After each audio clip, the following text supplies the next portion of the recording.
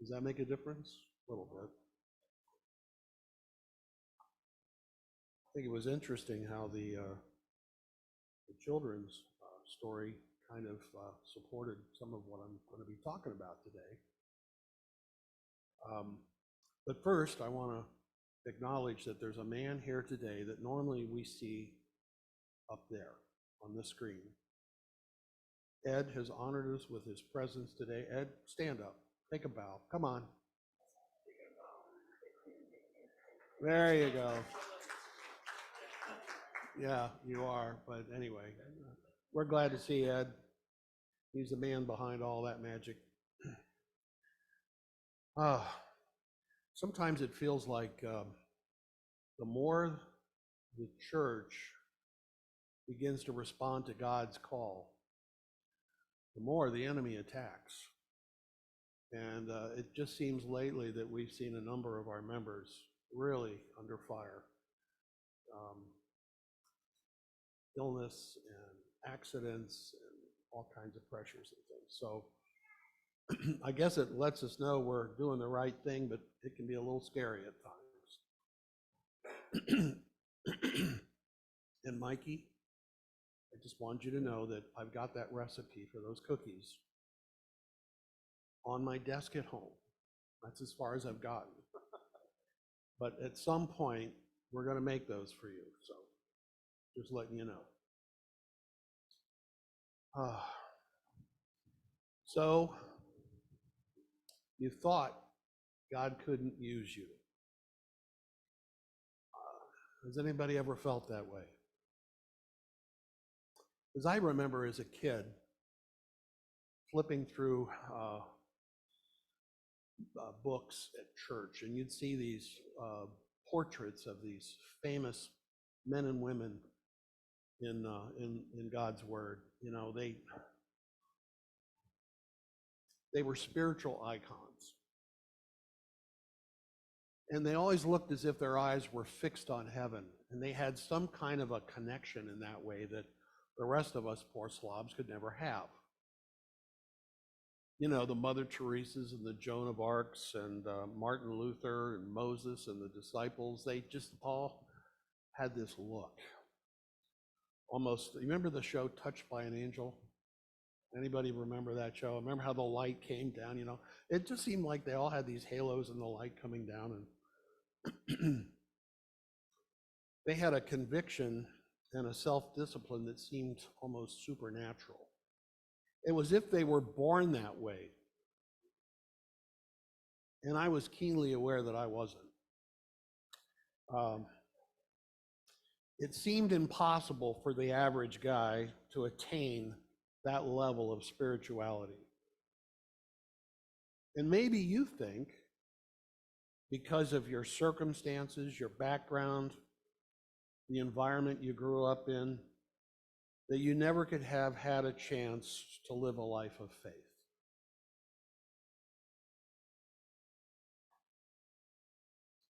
Well, actually, I have to get used to this every time. That's what I meant to push a few seconds ago. You catch the vibe there with, they just all look, well, some of them don't look happy, actually. But I'm sure they are, you know, because they're spiritual icons. But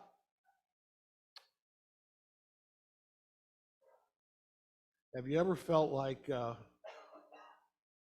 maybe you came from or are even currently in a dysfunctional family?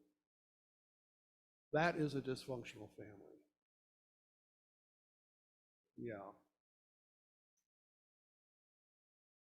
How many of you have ever felt like your family was so messed up that there was no way anything good could ever come out of it? Maybe you yourself have made so many bad decisions. Maybe you've felt like you've sinned so grievously that there's really no hope. Well, maybe you haven't met the families in the Bible. In our Bible stories today, we are going to look at just a few of these people that have not necessarily been stellar examples of righteousness and integrity, consistent faith, or even honesty, but yet God was still able to use them to accomplish his will. Now, the Bible doesn't whitewash these stories, and in fact goes into great detail regarding some of these failures. If you like a soap opera, you'll find it quite tantalizing to read the book of Genesis, chapters 20 through 49. It gets pretty juicy. But today, let's start with Abraham, personally called by God, the father of the nation of Israel. This was God's special people. Genesis 15:5. Then he brought him outside and said, "Look now toward heaven and count the stars, if you are able to number them." And he said to him, "So shall your descendants be." And he believed in the Lord, and he accounted it to him for righteousness. So what qualified Abraham as righteous? Had he done something or accomplished something for God that was impressive, or had he reached a level of spirituality that was impressive? What had he done? Anybody? Well, he responded and he believed. See, the key word here is he believed in the Lord, and God counted that as righteousness. God's special people were built on that promise, that he would provide, protect, and give them a future. His people were simply to believe in that promise and to follow him.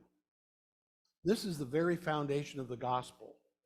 Not what we can do, but what God will do for us and in us. God promised Abraham that he would be the father of a great nation and that he would have offspring, too many to count. So Abraham believed, or at least he did at that moment.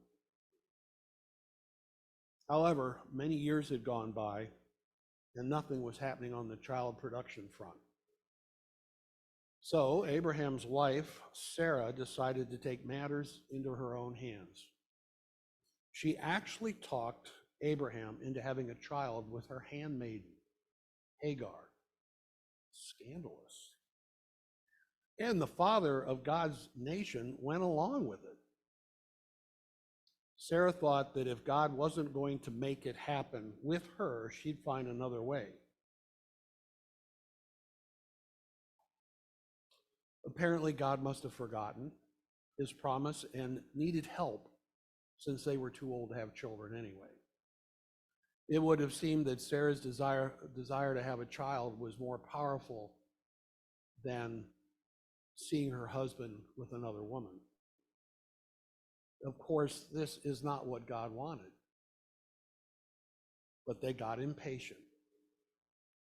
Have any of us ever gotten impatient with God? Remember, Abraham was the spiritual father of Israel, a man of faith. The Apostle James described him as God's friend. Yet what does he do here? If I've learned anything over the years, it's that God has a perfect time for everything, and it's not according to our schedule. How many of you remember this group, the Birds? Now, you're going to have to admit your age if you do remember. Anybody? Okay. They did a hit song back in the early 60s called Turn, Turn, Turn. And the song actually quotes 8 verses from the 3rd chapter of Ecclesiastes.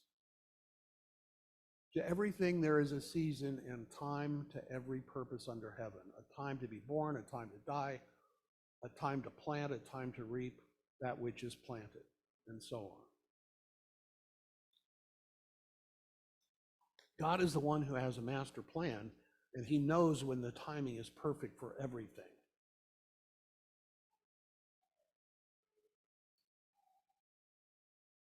Can you relate to any of these comments up here? I can, because there's many times I've prayed for things and I thought it should happen a certain way. My way made more sense, as far as I thought. Why isn't God moving as fast as we want? Why is our request not happening the way we thought it would? When God doesn't answer our prayers the way we want or with the speed that we want, we often try to take matters into our own hands. And how well does that go? This do-it-yourself method only complicated the life of Abraham, because he essentially ends up with two wives. Try to imagine two wives. The one was gloating over the fact that she was able to provide Abraham with a child. His name was Ishmael. Of course, this was Abraham's son, so he loved him. But this drove his wife Sarah crazy with jealousy and insecurity. Now, at this time, Abraham was 85 years old, and he had two very unhappy wives who actually hated each other. When he was 100 years old, God did provide Sarah with the child of promise. So he went 15 years with these two wives that hated each other. And then God brings this long-awaited child. Why do you think God waited so long before he brought this child of promise to Abraham and Sarah?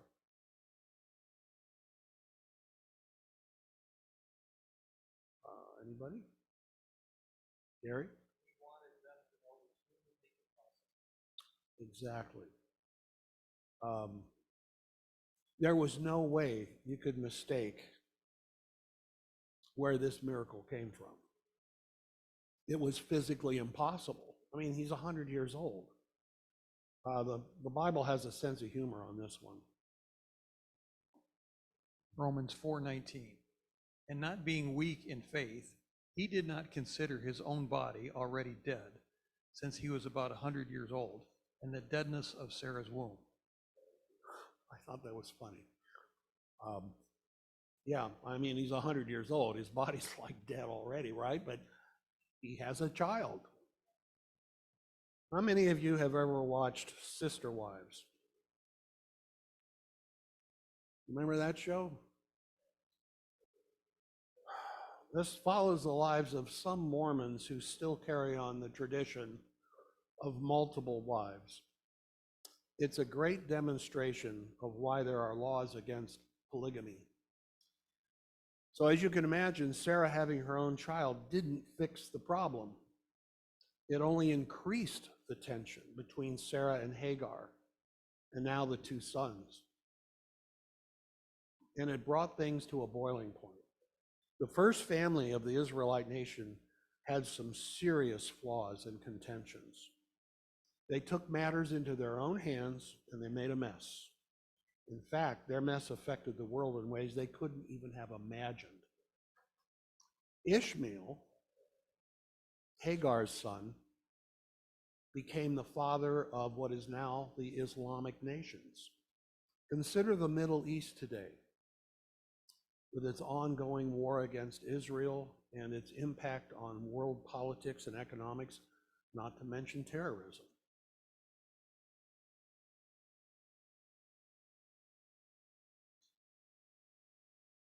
Genesis 21:12 and 13. But God said to Abraham, do not let it be displeasing in your sight because of the lad or because of the bondwoman. Whatever Sarah has said to you, listen to her voice. For in Isaac your seed shall be called, yet I will also make a nation of the son of bondwoman, because he is your seed. It was painfully obvious that Hagar and her son Ishmael had to leave. Oh, the drama. When we make decisions apart from God, there are consequences. Abraham had to mourn the loss of his first son. It was very painful, but God commanded it. Now we jump forward to Abraham's grandchildren. I'm leaving a lot of the story out because we don't have time, and I'm trying to focus on a particular issue here. This is a story of twin brothers Jacob and Esau. Abraham's son Isaac eventually, when he turned 40 years old, took a wife named Rebekah. As the story goes, he was very distraught, though, because Rebekah was unable to have children. Abraham finally, they wanted to keep the Abrahamic lineage continuing, and she couldn't have kids. But God answered her prayers, and she conceived twins. But even before these twins were born, Rebekah could feel them wrestling in her womb. So she prayed God for some answers, and here's what he said. 2 nations are in your womb.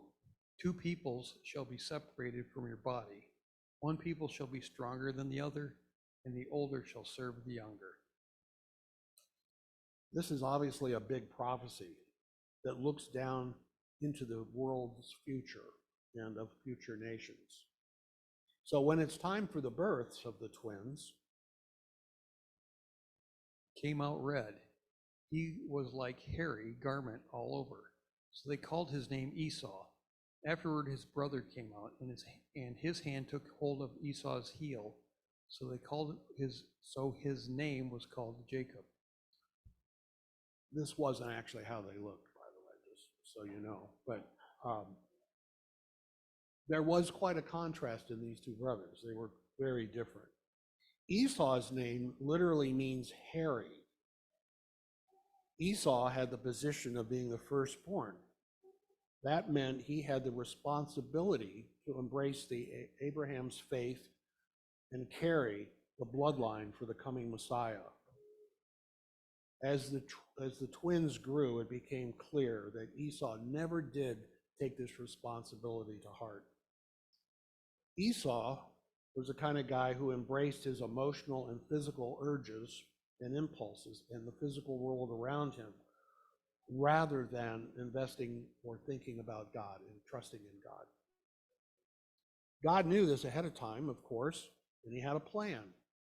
And there's Jacob. The Hebrew name means to grasp the heel, which is an idiom or an expression for deceitful behavior. It was as if Jacob was trying to pull his brother back into the womb so he could be first. God had a plan for Jacob, even though Jacob would prove to not be particularly righteous himself, but he had qualities that gave him an openness to God.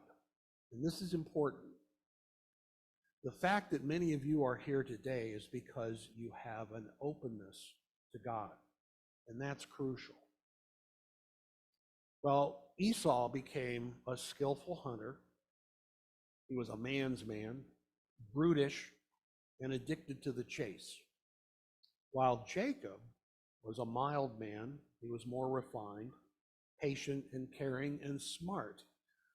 Today, we might say he was a sensitive guy. Along with all these good traits, though, he was manipulative and selfish.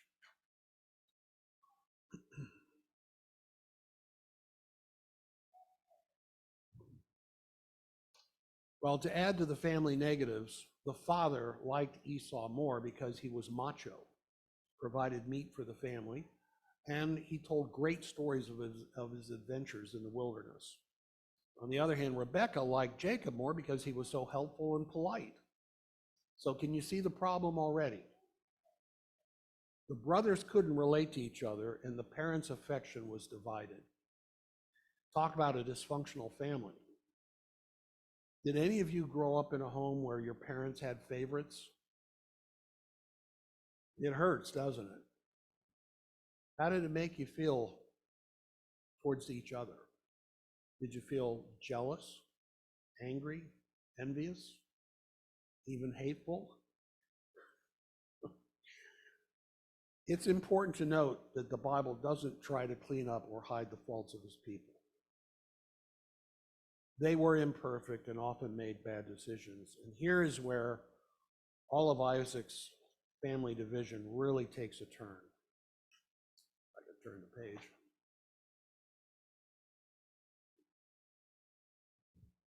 Now Jacob cooked a stew, and Esau came in from the field, and he was weary. And Esau said to Jacob, "Please feed me with that same red stew, for I'm weary."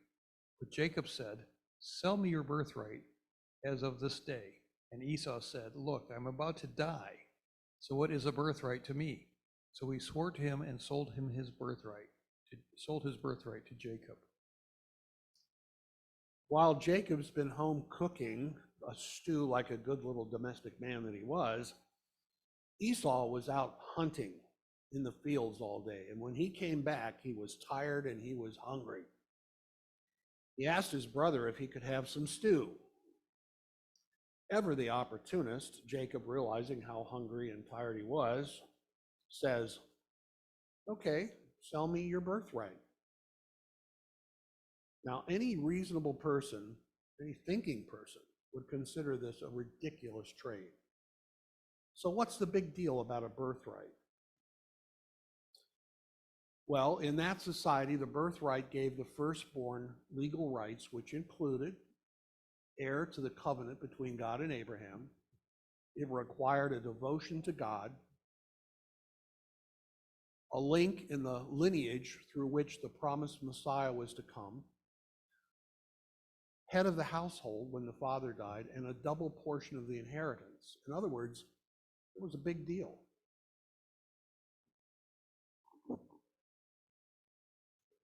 Esau wasn't the smartest tool in the tool shed. He was impulsively more interested in quenching his hunger and meeting his immediate needs than in his future with God and carrying on this responsibility. Spiritual things just weren't important to him. He lived for the moment. He says, "I'm about to die," which I think was a little bit overly dramatic. But he actually sells his birthright and all these benefits for a bowl of stew. Today, we might relate this to, well, we might not. Trading a hamburger for the inheritance of our rich uncle's estate and the position of CEO of the family business. Now, Ed, you are our church treasurer and a businessman. Would you say that's a fair trade?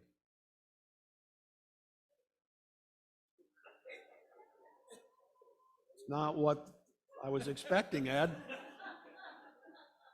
Do we need, maybe we should, He didn't answer the question. let's revisit that. We might need a different treasurer. No, come on, now you're a businessman. I mean, it seems ridiculous, doesn't it? That's exactly what he did.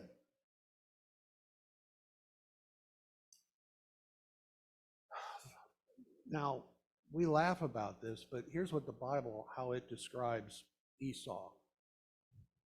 Looking carefully lest anyone fall short of the grace of God, lest any root of bitterness springing up cause trouble, and by this many became defiled, lest there be any fornicator or profane person like Esau, who for one morsel of food sold his birthright. For you know that afterward, when he wanted to inherit the blessing, he was rejected, for he found no place for repentance, though he sought it diligently with tears. Hebrews 12:15-17.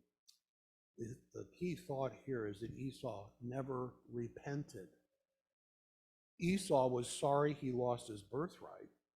He was sorry he lost all these benefits, but he never acknowledged his guilt or his failure. He never came to a point of humility.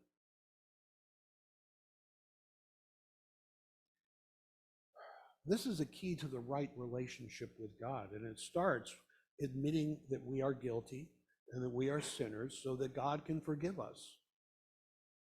Well, life went on, and the repercussions of this decision lay dormant for many years until their father Isaac got very old and blind and decided, I think it's time to pass the blessing on to Esau as my first son. Now, either Isaac had not been aware that Esau had sold his birthright to his brother, or he just was ignoring it.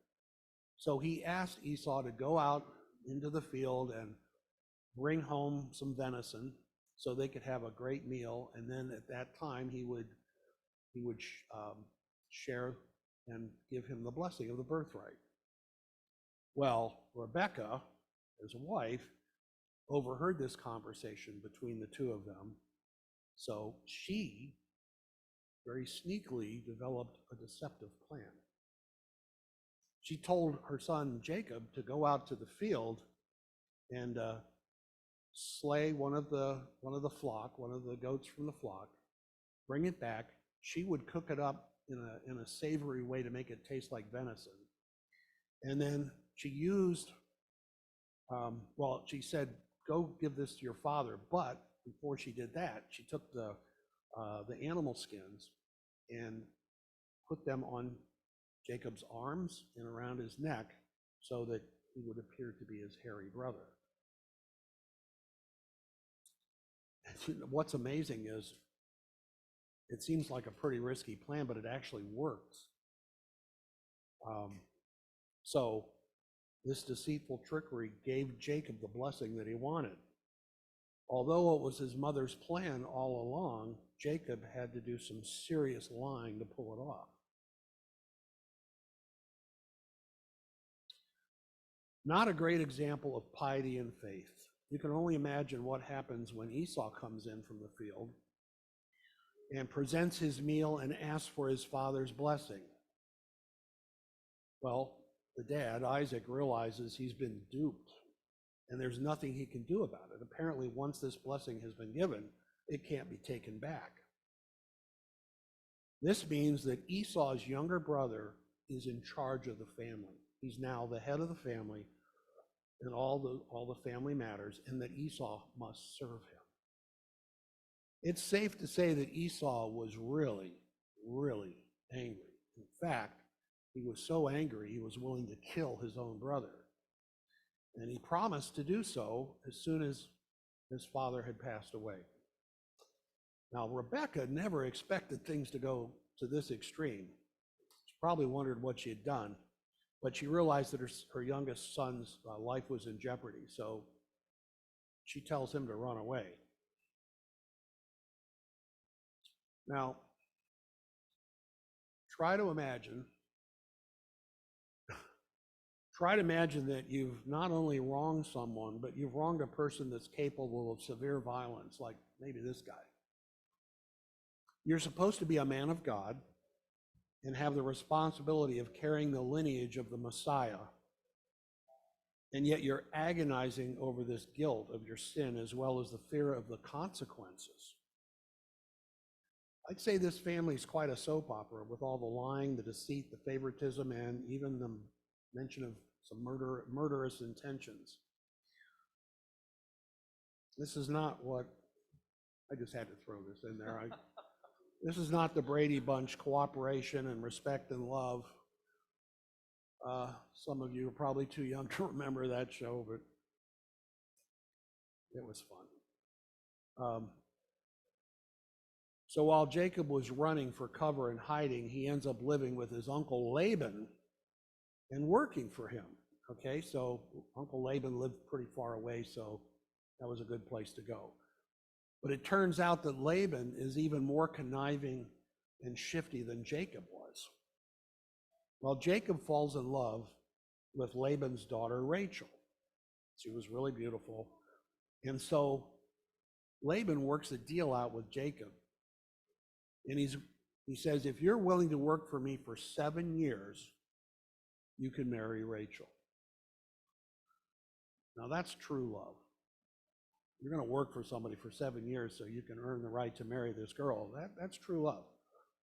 But now get this. Laban actually tricks Jacob into marrying his older daughter, Leah. Now, I don't know how it was possible to do this, but if you read in the story, it kind of explains it. It was pretty sneaky and pretty rotten. But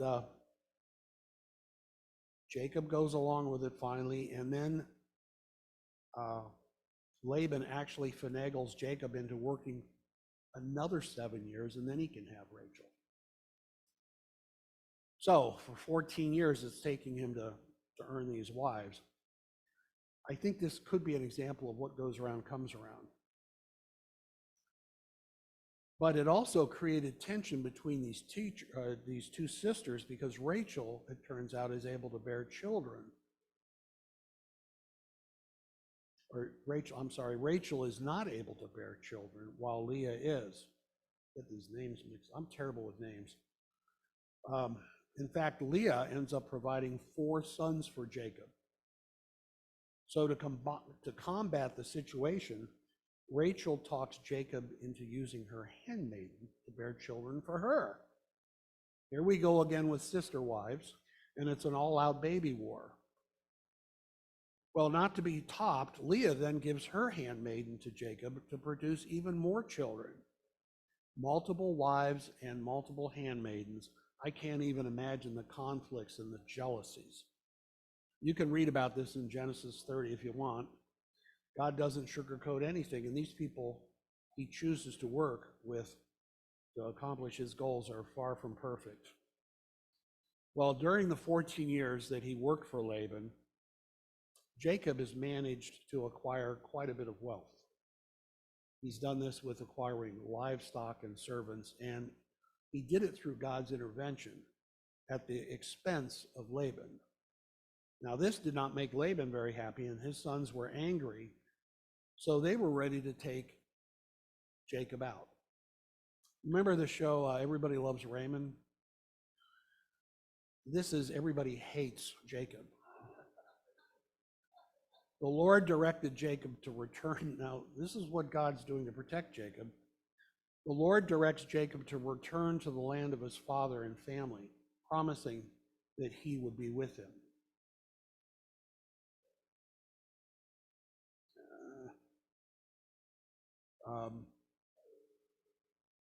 If you were Jacob and you were told to go back to the very place where your angry brother wants to kill you, how would you feel? I'd be terrified. You might feel uncomfortable asking God for help, since it was your own fault that you allowed your carnal nature to take control. But there is some unsolved business that Jacob needs to finish. What do you think that was?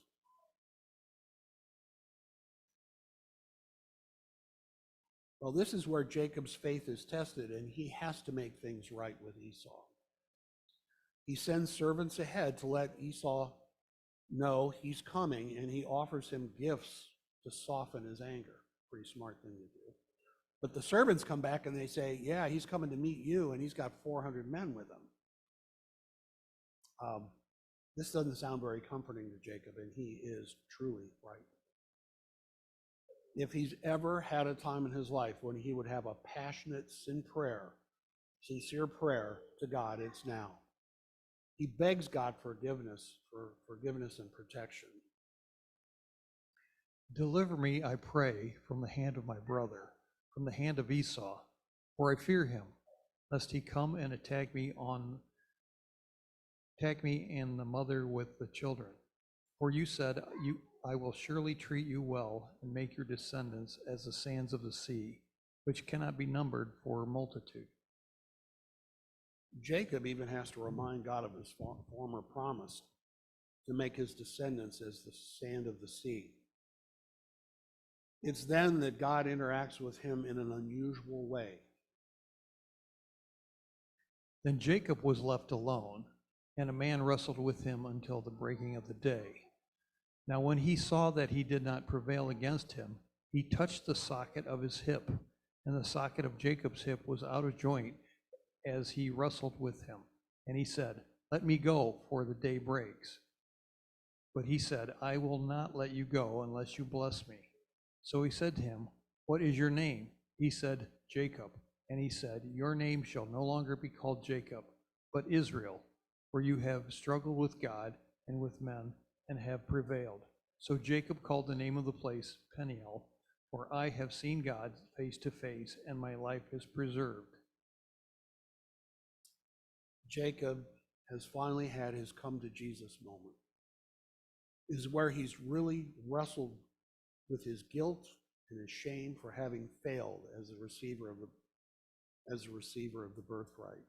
He's faced God, and he's worked through his stuff. And God has blessed him directly without using his own deceptive methods to acquire it. This is a lesson for all of us. God draws us to come to him on his terms in humility and admitting our brokenness and our failures, surrendering our will to him and believing that he will do what he promised in his own perfect time. We saw today that God had planned for Jacob to inherit the blessing and birthright. He used imperfect humans to accomplish this. Now, we haven't even talked about Samson or David or any of these very famous personalities in Scripture, all of whom had massive failures, and yet God used them. God loved them, because none of us are righteous or perfect or strong spiritually. So no matter how much you've messed up, no matter how much you've done or what you've done, no matter how often you've failed in life, no matter the sins and the destructive behaviors you feel like you've done, God can and will use you to accomplish his will if you let him. If God can use Abraham and Sarah and Isaac and Jacob, he can certainly use you. If any of you have felt that you can relate to this, and that maybe you're glad that you're coming to church, you're glad that you've been exposed to God, but yet at the same time you feel unworthy, you just feel like, I just don't know. I don't know if I can fit in with this, or I don't know if I'm worthy of this. I want you to be able to come up after the message today, after church, and we can talk about it. I can pray for you, or you can talk to any of the leaders of the church, like Kevin or Gary, and let's work through this, because the very fact you're here shows you have this openness, like we said, to God's leading in your life. I don't care what you've done. Thank you.